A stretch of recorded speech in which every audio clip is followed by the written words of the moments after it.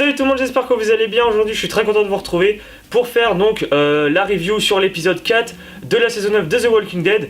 Et pour donc donner mon avis sur cet épisode, je serai en compagnie de Comics Night. Salut. Voilà, on a vu l'épisode ensemble. On va vous donner notre ressenti sur l'épisode 4 de la saison 9 de The Walking Dead. C'est parti.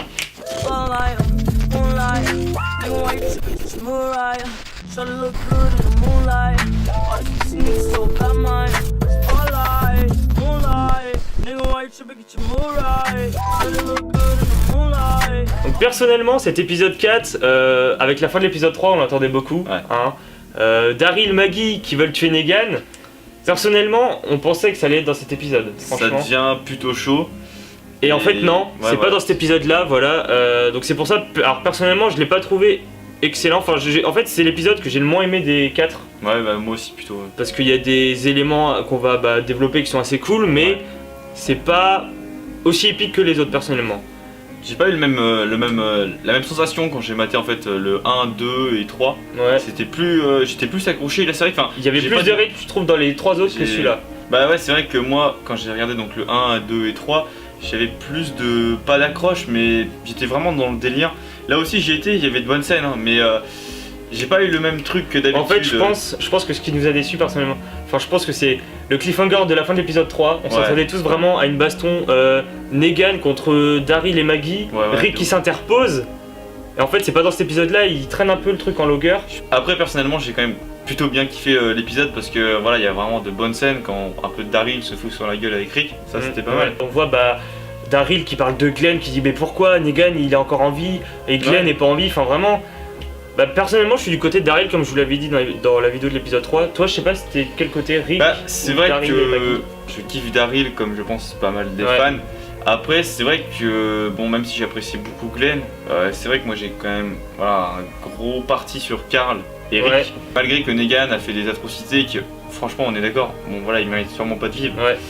Après c'est vrai que Rick d'un côté a raison parce que il a raison parce que le problème c'est que si on le tue ça deviendra une sorte de martyr en fait. Judith, on n'a pas l'air de l'avoir trouvé comme Carl qui a grandi lui dans le côté vraiment violent, rôdeur et Judith a l'air d'avoir une vraie enfance et je pense que Rick en fait il veut vraiment donner cette chance à Judith qu'il n'a pas forcément donné à Carl et du coup ça c'est plutôt bien développé et j'apprécie plutôt bien d'avoir des scènes comme dans l'épisode 3 où franchement on voit qu'il passe du moment avec elle, avec Michel, même au début de l'épisode 4 là, on voit à Alexandria. Et la très belle scène dans l'épisode 1, voilà, comme ils sont tous ensemble, ils sont réunis les trois, c'est sympa en fait de voir qu'ils sont un peu devenus une famille, même sans Carl, tu vois, et que Judith considère, on va dire Michonne, je pense que comme sa mère. Voilà, c'est ça. Et pour parler un peu de Carol, on sait que là elle est contre les sauveurs, en plus de ça, on entend des coups de feu, mais on voit pas qui c'est qui tire ou qui éventuellement prend des balles. Donc je pense qu'à mon avis, il va y avoir quand même quelques victimes. Mais moi, déjà là, on voit que les sauveurs ont réussi à.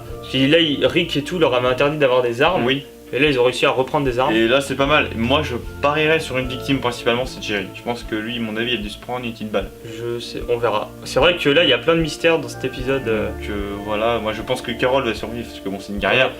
Mais je pense qu'il y aura quand même des victimes innocentes pour la suite. Et je pense qu'à mon avis les sauveurs vont... Ils vont douiller un peu. Ouais, je pense qu'à mon avis ils vont pas rester bien comme il faut. Après un truc que je voulais parler c'est Anne et donc... Alors là franchement c'est assez mystérieux dans cet épisode.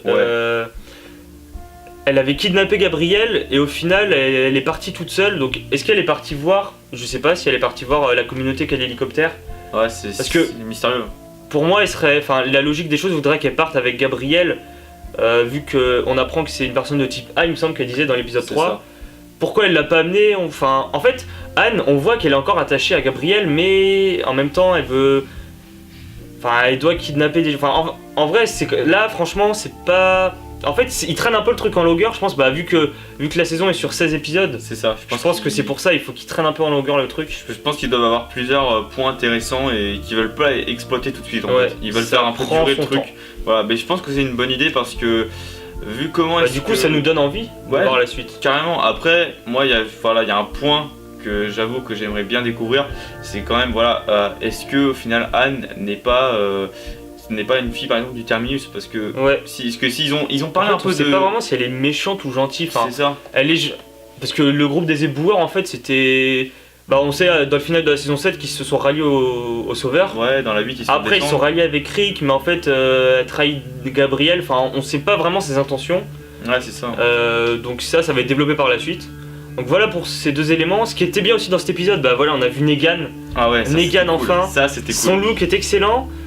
Donc voilà, on voit que là il est vraiment manipulateur avec Michonne. Ah ouais. En fait, il joue sur l'aspect émotionnel en parlant de son passé et en parlant du passé de Michonne. Ouais. On voit qu'il veut essayer de la ramener de son côté pour, voilà. Mais personnellement, je vois pas Negan mourir et moi je me dis il va clairement se faire, quelqu'un va le libérer. Alors je pense que quand Maggie et Daryl vont essayer de le tuer, il y a des sauveurs qui vont venir. Mais moi je dis Negan va réussir à s'évader, personnellement. Alors moi, pour Negan, bon c'est pareil, je suis vraiment trop content de le revoir. Ouais. Bon, on l'a pas vu, on va dire... On le voit pas à la lumière du jour, voilà, il reste on le voit dans sombre. l'ombre. Bon, on comprend tout de suite qu'il a une longue barbe, Ouais. un peu côté Père Noël, ça c'est très sympa. Et après, bon, franchement, j'ai pas lu les comics. Je sais que dans les comics, il a un look aussi un peu clochard, comme ça. Ouais. Et c'est pas mal qu'ils l'ont bien développé dans la série, je trouve.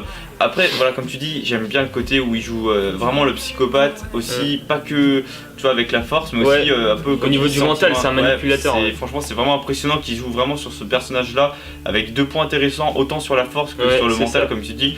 Et franchement, le fait qu'en plus à la fin, il demande de voir Lucille. Ouais. Moi, je pensais déjà qu'il parlait de Judith, parce que tu sais, genre vu qu'on sait qu'il appréciait bien Carl, peut-être qu'il avait. Ouais, aussi ça aurait pu faire quelque chose. Parce que moi, je pense qu'à mon avis, Carl pour lui, genre. Mais il a tout de suite accroché déjà. Tu sais, il dit dans l'épisode, il dit j'aurais aimé avoir un fils comme Carl. Ouais, voilà. Et là on se dit mais il joue vraiment sur les sentiments de Michonne, il veut vraiment, c'est un manipulateur. Et ce qui est bien à la fin, c'est de voir que quand il peut pas voir Lucille, du coup il se frappe la tête contre le mur. On voit qu'il commence à devenir un peu parano de cette vie dans la. Mais on voit quand même qu'il est confiant de lui, qu'il est confiant, et qu'il sait qu'il va être libéré en fait. Bah le truc c'est que je pense qu'en fait il sait qu'il va être libéré et que Rick va tout faire pour le sauver parce qu'il a promis à Carl, je pense qu'il doit s'en douter quand même un petit peu parce que vu que... Donc Carl a encore un rôle important même s'il est mort. Voilà. Au niveau du mental de Rick, tout ça. C'est ça, parce que vu que à la fin, le final de la saison 8, on sait qu'il lui dit pour Carl, etc. Ouais. Et puis donc je pense que... Voilà, il se dit dans tous les cas je vais être protégé, mais de savoir en plus quand il se confie un peu à Michonne sur sa femme, ça c'est pas mal. Ça c'est pas mal. Franchement c'est un bon petit détail. Maintenant je te propose, on parle du final qui est franchement énorme. Final. Alors là vraiment c'est le cliffhanger de taré. Ah ouais. Il nous laisse sur ça quoi. Vous avez vu la scène. Donc il y a Rick. En fait, de ce que j'ai compris, il y a Rick qui veut faire avancer une horde de zombies. Qui veut éloigner une horde de zombies. D'Alexandria et de tous les camps. Donc il est sur son cheval et il veut aller dans un chemin et il y a des centaines de zombies, de rôdeurs parce que voilà bref. Et le cheval le fait tomber et il a une barre de fer qui plante dans le ventre en fait. Et on voit les zombies qui s'approchent et c'est la fin. Avec le cheval toujours vivant. Avec le cheval toujours vivant. Et perso, on sait très bien qu'ils peuvent pas faire. Pour moi, Rick ne va pas mourir dans l'épisode 5. Il va s'exiler. Il va faire quelque chose, mais ils peuvent pas le faire mourir. Surtout de cette manière-là, même si c'est un monde post-apocalyptique avec des zombies, je vois pas Rick mourir genre comme Carl où il se fait manger par des zombies. C'est trop basique. C'est pas logique. Voilà. Après, moi pour mon avis, je vais te donner un peu mon avis. Bon, je t'en avais déjà parlé quand c'était parlé par message, etc. Ouais. Bon, ça c'est une idée donc du youtubeur Valou, donc qui est d'ailleurs un super youtubeur, grosse dédicace à lui, qui avait fait donc dans une de ses vidéos de théorie sur le départ de Rick, disant qu'il y aurait donc l'affrontement entre Rick et Maggie, et que accidentellement Rick tue Maggie, et qu'en fait il s'en veuille tellement qu'il pète un câble.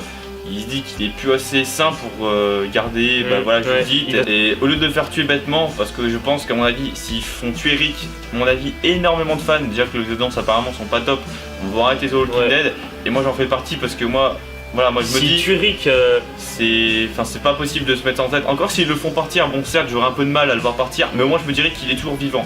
Et moi, mon idée après, il est dans un endroit qu'on a déjà connu, par exemple la prison, même si elle est détruite, tu vois même de ce qu'il en reste. Personnellement, je pense pas qu'il va retourner dans des endroits. En vrai, sinon il y a une autre théorie que je t'ai dit à la fin de l'épisode, ça se trouve, il y a des membres des rôdeurs qui sont des chuchoteurs, et ils vont le kidnapper avant qu'il se fasse. Parce qu'en fait, les chuchoteurs, j'ai pas lu les comics toi non plus, mais il paraît que c'est une menace encore plus puissante que les sauveurs. Et qu'ils ont un mode de vie assez primitif mais qui sont vraiment puissants, donc voilà, je pense qu'ils sont habitués à tuer des rôdeurs vu qu'ils vivent avec eux limite. Et personnellement je pense que c'est ça. Bon déjà on sait qu'il va, il peut pas mourir comme ça. S'il meurt comme ça, je pète un câble. Parce que là, j'ai été gentil avec Walking Dead saison 7-8, j'aime assez bien, tu vois, même si beaucoup critiquent. Mais là, s'il tue Rick, là non, là ça va pas être possible. C'est pas possible, franchement. Donc on pense plus l'exil ou une disparition, mais il peut pas mourir. Mais voilà, en tout cas, ça donne vraiment super envie pour l'épisode 5, car on sait que l'épisode 5 ça va être épique. On va savoir comment Rick va partir, l'affrontement. En fait, je pense que tout va être misé sur l'affrontement Negan, Daryl et Maggie contre Negan. Rick va s'en mêler et ça va être la conclusion de cette baston qui va faire. Qui va décider de l'avenir de Rick en fait. Je pense que mon avis, ouais, ça promet du lourd. Donc l'épisode 5 il va être. Après, moi d'un côté, bon, je suis hypé de ouf, mais j'aimerais vraiment un épisode qui soit pas du tout 42 minutes, que ce soit quelque chose de près d'une heure. Parce que le problème, c'est que 42 minutes, j'ai peur qu'ils aillent trop vite dans le délire. Ouais, je sais pas. Bah, déjà là, faire partir Rick au 5ème épisode, sur 16 épisodes, c'est beaucoup. Ouais, moi je pense qu'ils auraient dû faire partir pour mid-season ou.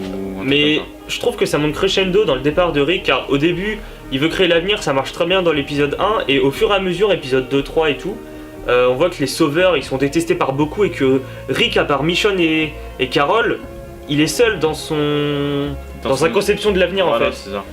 Et voilà, enfin. Et se dire quand même qu'ils font un peu un coup d'état, voilà, Daryl, Maggie, Oceanside, enfin c'est vraiment énorme parce qu'ils ont tous fait ça mais en discrétion derrière le dos de Rick. Et en plus il a rien capté. Ouais. Et ça franchement. Et ouais, il y a eu quand même une certaine trahison entre Daryl et Rick, vu qu'il a pas voulu tout lui avouer sur le fait que ce soit par exemple les membres de Oceanside qui tuent les sauveurs, ou le fait qu'il veuille tuer Negan, il en a même pas parlé à Rick. Ils ont une relation de frère, mais en même temps, Daryl lui ment car il veut tuer Negan, il veut venger Glenn, Abraham, il veut venger tous les morts qu'ont fait les sauveurs en fait. C'est ça. Donc là vraiment, en fait l'épisode 5 ça va être un peu l'apothéose. Et puis surtout que l'acteur John Bartle, donc lui qui a joué Shane, il va apparaître d'ailleurs dans la saison 2, dans l'épisode 5. Voilà, c'est ça, il a joué dans la saison 2 de The Walking Dead, en plus maintenant de Joel Pincher. Et bien il a été repéré sur les je crois que l'acteur qui joue Herschel, donc pas le bébé de Maggie mais le père du coup de Maggie, il va faire un. Ouais, bon bah d'ailleurs, pas lui parce que. Ouais, RIP. Et mais du coup, Shane, apparemment, il a été donc, vu sur le tournage. Et apparemment, il serait là que pour un seul épisode. Donc moi, je pense qu'à mon avis, ça sera flashback. Voilà, l'épisode 5, parce qu'ils vont pas le faire revenir en mode salut. Je me suis pris une balle dans la tête et je suis un zombie. Mais ouais, si non. Mais en vrai, moi, j'ai vraiment confiance en Angela Kang, donc la showrunneuse.